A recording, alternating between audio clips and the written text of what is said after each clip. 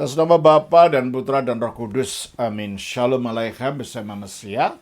Selamat bertemu kembali saudara dengan saya, Episkop Daniel dari Nikopolis. Kita akan melanjutkan acara kita, yaitu menjawab pertanyaan-pertanyaan yang saudara sudah kirim kepada kami. Dan sebelumnya, kalau saudara baru pertama kali ini mengunjungi channel ini, serta tahu saudara sudah pernah mengunjungi tapi belum melakukannya, minta tolong supaya saudara subscribe bagi memajukan dan memperkembangkan channel ini. Dan juga jangan lupa saudara untuk klik itu like-nya, supaya kalau ada video yang terbaru, saudara akan pertama yang menerima notifikasi. Dan jangan lupa untuk share ini kepada teman-teman saudara sebanyak-banyak mungkin. Dan kalau saudara merasa terberkati dengan pelajaran-pelajaran yang terkandung di dalam channel ini, dan saudara ingin membantu kami dan mendukung kami dengan mengirimkan persembahan, saudara bisa mengirimkan ke persembahan saya yang ada di bawah ini di Bank Mandiri yang ada. Terima kasih. Kali ini ada pertanyaan yang datang dari saudara Dias dari Semarang. Pertanyaannya begini, saya Dias dari Semarang, ingin bertanya ke Romo Daniel. Silahkan. Pertanyaan saya mengandung unsur sejarah. Baik. Apakah sejarah Gereja Ortodoks Timur dan Gereja Katolik Roma bisa bersatu lagi? Dari sisi Gereja Ortodoks Timur, bagaimana cara atau langkah-langkah untuk penyatuan kembali setelah luka lama dari skisma tahun 1054? Apa saja yang harus disesuaikan bila penyatuan itu benar terjadi dari sisi Gereja Ortodoks Timur? Terima kasih. Saudara Dias, apakah sejarah Gereja Ortodoks Timur dan Gereja Katolik Roma bisa bersatu lagi? Ya, itu yang selalu kami doakan. Kami selalu mendoakan persatuan.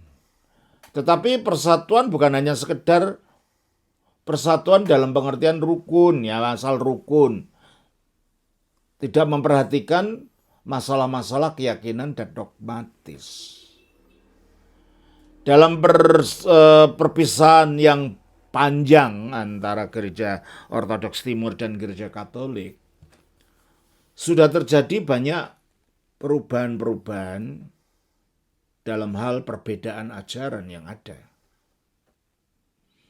Dan di dalam iman ortodoks, karena iman ortodoks itu menekankan ortodoksi, yaitu kelurusan ajaran.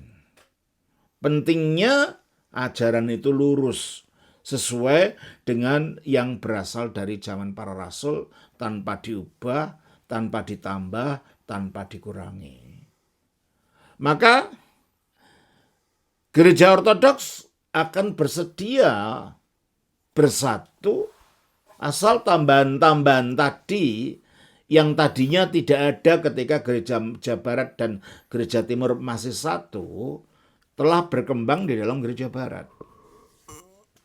Dan hal yang menjadi halangan paling utama untuk persatuan antara Gereja Barat dan Timur adalah keyakinan tentang infalibilitas Sri Paus. Bahwa Sri Paus dianggap tanpa salah ex cathedra pada waktu menyatakan kebenaran iman. Dan juga bahwa Sri Paus dianggap sebagai yang pertama di bawah patriark-patriark yang lain. Gereja Timur memang mengakui Sri Paus itu yang utama, tapi utama dalam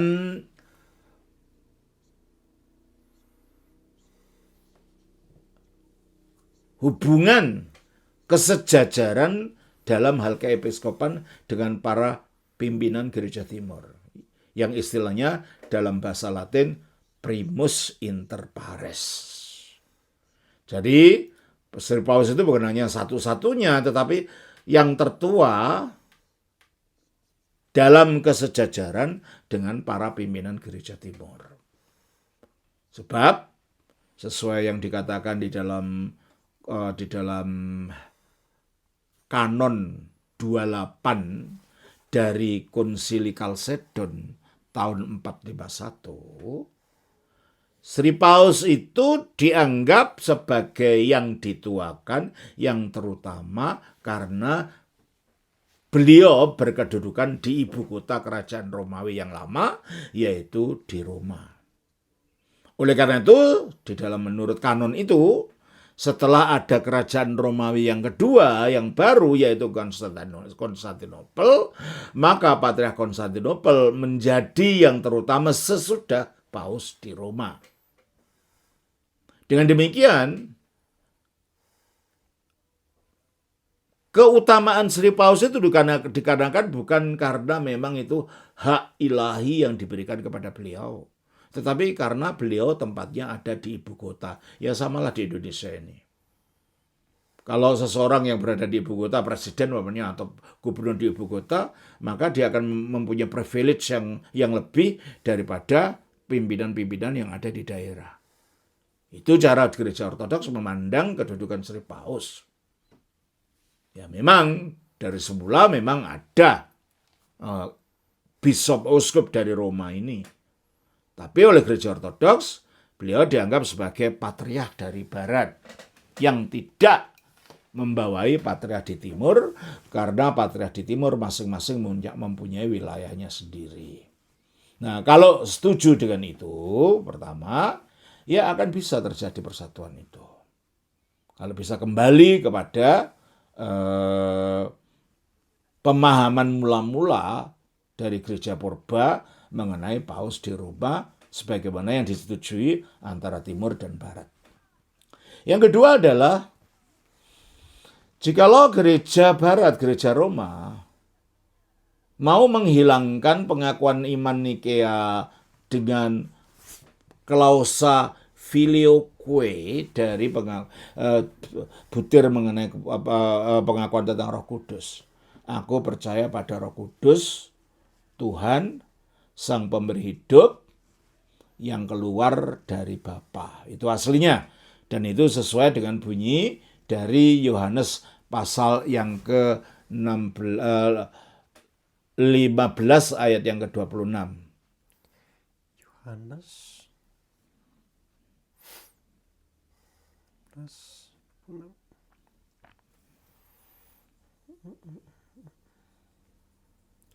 Yohanes 15 ayat 26.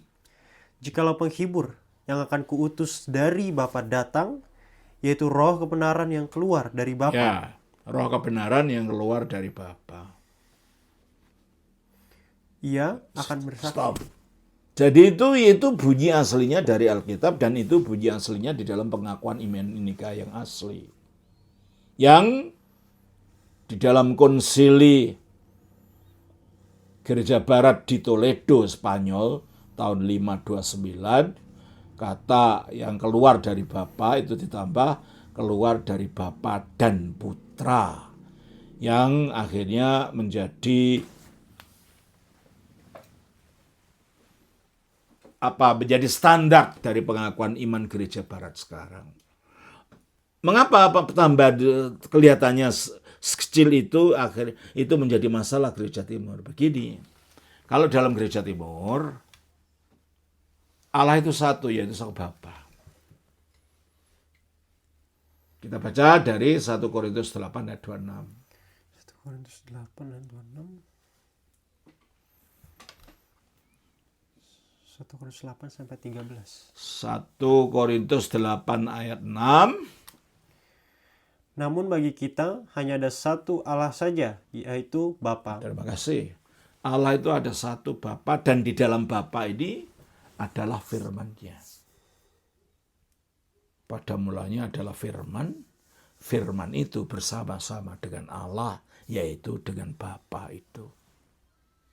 Dan firman itu ketika jadi manusia namanya Yesus Kristus mengatakan demikian di dalam Yohanes pasal yang ke-8 ayat 42. Kata Yesus kepada mereka, "Jikalau Allah adalah Bapamu, kamu akan mengasihi aku, sebab aku keluar dan datang dari Allah." Aku keluar dan datang dari Allah. Kalau dia keluar dari Allah, berarti dia satu di dalam Allah tadinya. Karena firman itu ada dalam Allah, maka firman itu mempunyai hakikat keilahian yang sama dan satu dengan Bapa. Jadi ketika kita berbicara tentang Bapa, tidak bisa dilupakan bahwa di dalam Bapa itu ada Putra, dan Putra dalam Bapa, Bapa juga ada di dalam Putra. Inilah yang di dalam bahasa teologi disebut sebagai perihoresis atau saling mendiami. Sebagaimana yang kita baca dalam Yohanes pasal yang ke-14 ayat 9. 14 ayat 9. Kata Yesus kepadanya, "Telah sekian lama aku bersama-sama kamu, Filipus, namun engkau tidak mengenal aku? Barang siapa telah melihat aku, ia telah melihat Bapa. Ayat 10. Tidak percayakah engkau bahwa aku di dalam Bapa dan Bapa di dalam aku?" Aku di dalam Bapa, Bapa di dalam aku. Jadi memang di dalam Bapa itu ada hipostasis dari firman-Nya yang satu hakikat dengan dirinya. Tetapi di dalam Bapa ini juga terdapat rohnya. Kita baca di dalam 1 Korintus 2 ayat yang ke-11. Siapa gerangan di antara manusia yang tahu apa yang terdapat di dalam diri manusia selain roh manusia sendiri yang ada dalam dia? Demikian pula lah tidak ada orang yang tahu apa yang terdapat di dalam diri Allah selain roh Allah. Sebagaimana rohnya manusia itu ada di dalam manusia, demikianlah rohnya Allah ada di dalam Allah. Sehingga di dalam diri sang Bapa itu adalah firman-Nya yang ada dalam Bapa, tapi Bapa juga ada dalam firman itu, adalah rohnya yang ada di dalam Bapa, tapi Bapa juga ada di dalam roh itu. Dan antara Bapa, firman dan roh itu, mereka juga saling mendiami. Firman ada dalam roh, roh ada dalam firman. Dengan demikian, kalau firman itu keluar dari Bapa dan roh itu keluar dari Bapa, jelaslah keesaan itu terletak pada diri Bapa sebagai sumbernya, tapi diperkuat dengan bahwa Bapa, Putra, Roh Kudus itu saling mendiami secara tak terpisahkan satu dengan yang lain, sehingga dengan demikian mereka bukan merupakan Tuhan yang terpisah-pisah, tidak. Itu menunjukkan kesatuan antara Bapa, firman-Nya, dan rohnya, karena satu mendiami yang lain. Nah, jikalau Roh Kudus ini keluar dari Bapa dan Putra, berarti ada dua sumber. Roh Kudus keluar dari Bapa dan Putra, berarti ada dua sumber. Yang di dalam kacamata Gereja Timur, dua sumber itu sama saja menyatakan ada dua Allah. Atau kalau dinyatakan dua sumber itu sebagai satu sumber, yaitu akhirnya menjadi semi-sabellianisme. Nah, itulah sebabnya mengapa Gereja Timur tidak dapat menerima tambahan itu, karena itu akan mengaburkan keesaan Allah. Itu yang kedua. Yang ketiga adalah beberapa dogma-dogma yang baru yang dicanangkan dalam Gereja Roma yang tidak pernah ada ketika Gereja Barat dan Gereja Timur ada bersama-sama. Apa? Dogma Maria terkandung tanpa dosa asal.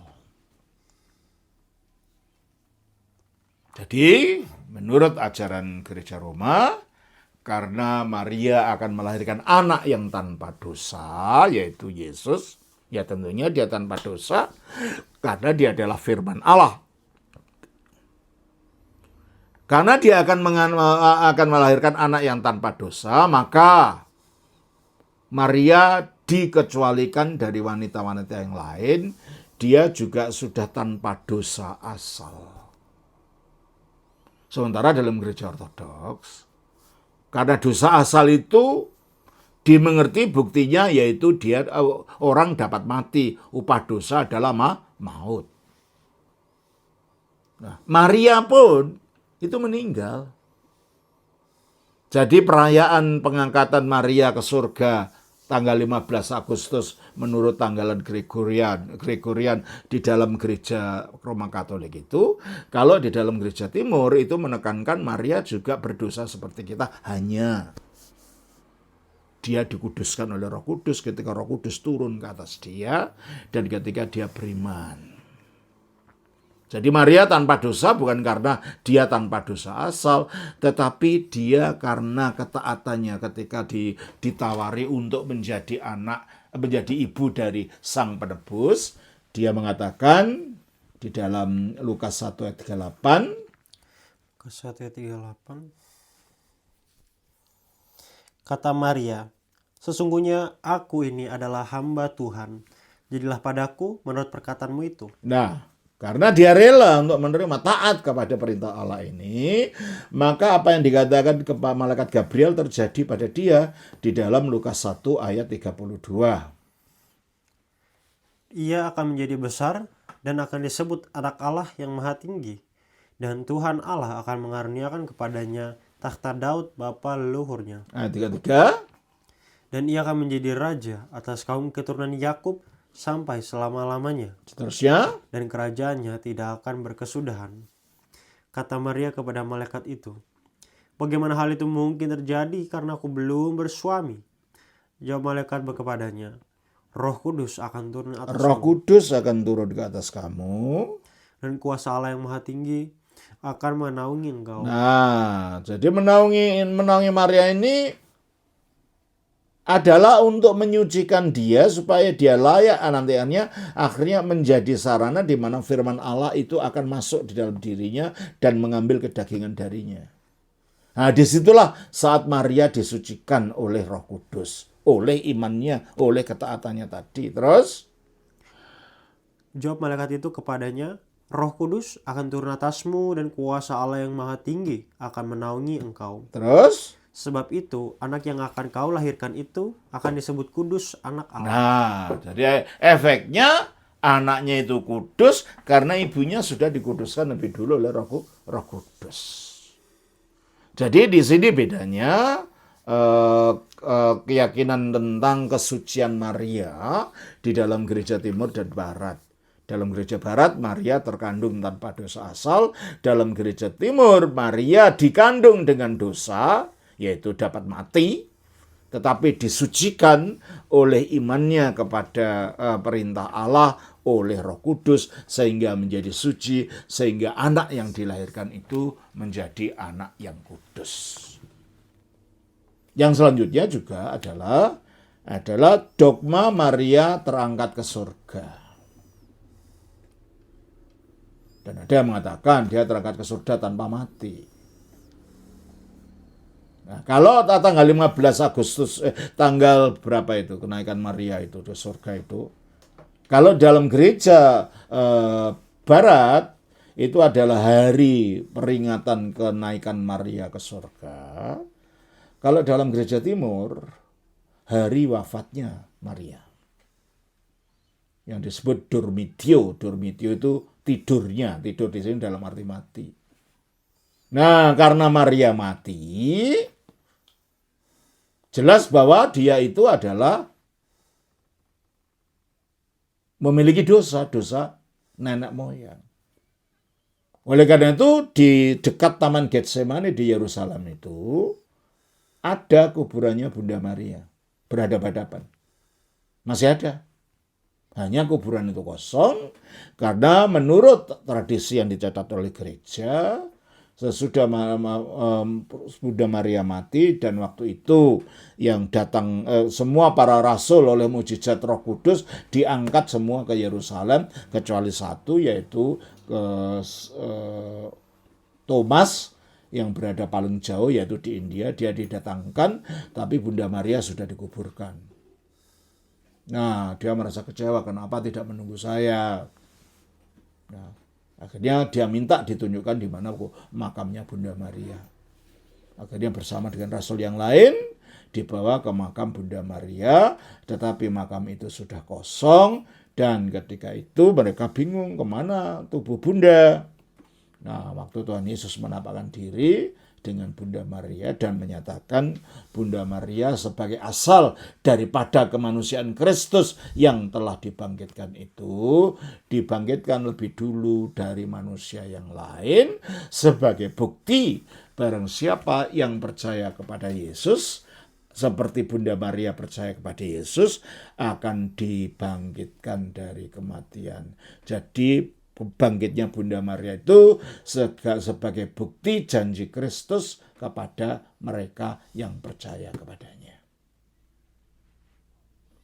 Juga apalagi doktrin api penyucian, yang Gereja Timur tidak mengikuti doktrin itu. Dan ada beberapa ajaran-ajaran yang lain yang telah berkembang di Gereja Barat yang tidak terjadi dalam Gereja Timur, itu yang menjadi halangan-halangan daripada persatuan itu.